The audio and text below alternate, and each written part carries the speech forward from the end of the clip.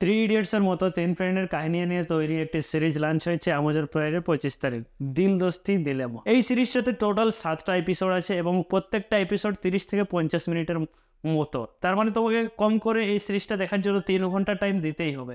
তো গাইস, এই 3 ঘন্টা টাইম দেওয়ার আগে সিরিজটা কেমন এবং সিরিজের মধ্যে কী আছে, সিরিজটা কী টাইপের জানার জন্য ভাই আজকের এই ভিডিওটা দেখানো। তো গাইস, আমি আকাশ টুডে রিভিউ দিল দোস্তি দিলেমা সিরিজ। এই সিরিজের কাহিনীটা শর্টকাটে বলতে গেলে তিনজন ফ্রেন্ড থাকে এবং তাদের নাম হচ্ছে অনুষ্কা সেন, রেবাতি পিলাই এবং ইলিশা মাইয়ার। এই তিনজন ফ্রেন্ডস এবং এরা প্রচুর ভিআইপি ঘরের মেয়েরা এবং প্রত্যেকে তাদের ভিআইপি মেনটেনটা ভালোভাবেই করে, মানে রিচ মেনটেনটা সবসময় ভালোভাবেই রাখে। এই সিরিজের প্রথম এপিসোডেই তাদের ইন্ট্রোডিউস করতেই চলে যায়, যখন তাদের ইন্ট্রোডিউসটা ব্রেকফাস্টের মধ্য দিয়ে হয়। অনুষ্কার বাড়িতে হঠাৎ করে তার দিদিমা চলে আসে এবং তার দিদিমারা একটু মিডিল টাইপের ফ্যামিলির, তারা বস্তিতে থাকে এবং সে অনুষ্কা তার ফ্রেন্ডসদের সাথে সব দিদিমাকে পরিচয় করিয়ে দেবে না বলে এটা আমার দিদিমা নয়, দিদিমার ফ্রেন্ডস। এবং এই কথাটা যখন বাড়িতে জেনে যায় তখন তাকে রাগারাগি করে এবং তার যে কানাডা যাওয়ার ট্রিপটা ছিল সেটাকে ক্যান্সেল করে দেয় এবং তার শাস্তি হিসেবে তাকে তার দিদিমার বাড়িতে পাঠিয়ে দেয় টিবিনি রোডে। এবং সে এটা বেঙ্গালোরের টিবিনি রোড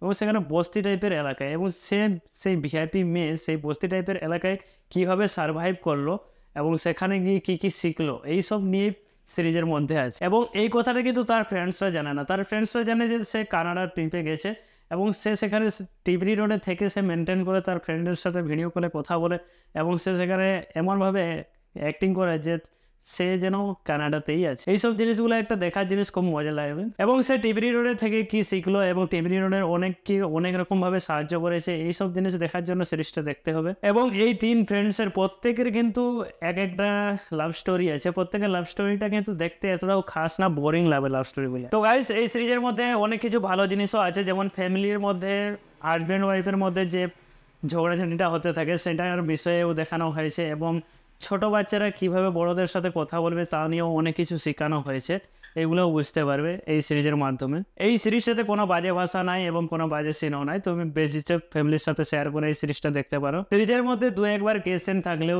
সেগুলো ইগনোর করে দিলে ফ্রেন্ডসের সাথে আরামসে শেয়ার করে সিরিজটা দেখতে পারো। এই সিরিজটা একটু স্লো চললেও সিরিজটা কিন্তু তোমাকে বোরিং করবে না, কিন্তু ভাই যখন লাভ স্টোরি সিনগুলো চলে আসে তখন কিন্তু অনেকটাই বোরিং ফিল হয়। এই সিরিজের ডাইরেক্টর হচ্ছেন দেবী রাও। তার তৈরি করা আগের 2-3টা সিরিজ আছে, যেমন 2016 সালে তৈরি করা বেটার লাইফ ফাউন্ডেশন এবং 2017 সালে তৈরি করা পুষ্পা ভেল্লি এবং 2019 সালে তৈরি করা দ্য অফিস। এই সিরিজগুলোও কিন্তু খুব নাম করা। এবং এখানে আরেকজন মেয়ে আছে বিশাখা পান্ডে, সেও একটা গরিব ঘরের মেয়ে এবং সে কিভাবে একটা ভালো জব পায় তা নিয়েও এখানে ভালোভাবে দেখানো হয়েছে। এখন এর কিন্তু অ্যাক্টিংটা ভাই দারুণ দিয়েছে। তো গাইস, তুমি সিরিজটা দেখতে পারো, কোনো অসুবিধা নাই। তো আমার রিভিউটা কেমন লেগেছে, যদি ভালো লেগে থাকে ভাই লাইক করে দাও, নতুন হলে এইসব ভালো ভালো রিভিউ পাওয়ার জন্য সাবস্ক্রাইবটা করে দাও। তো গাইস, চলো আজকের মতো bye bye, tata, next time দেখা হবে। ওকে।